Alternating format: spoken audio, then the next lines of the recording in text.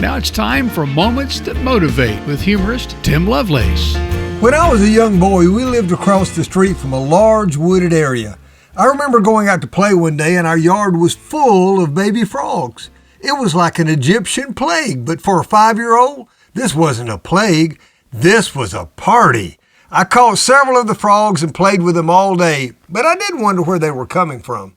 It happened again the next year, so when I was 7, I mustered enough courage to investigate. Armed with a pith helmet, Swiss Army knife, and a coffee can, I set out to tackle the woods and see where the frogs were coming from. I discovered 2 large ponds and finally solved the mystery.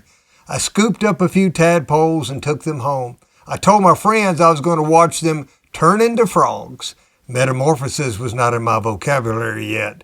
When they finally crawled out of the water, what totally surprised me was the fact that they still had tails.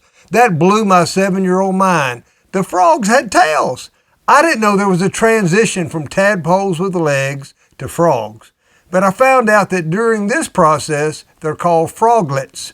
And now some of you are wondering if I'm going to compare our lives to frogs. Well, don't croak, but yes, I am.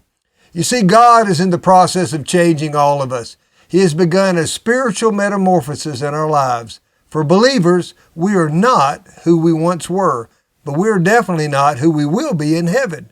We are continuously becoming more like Him every day, changing for the better, and that is good news.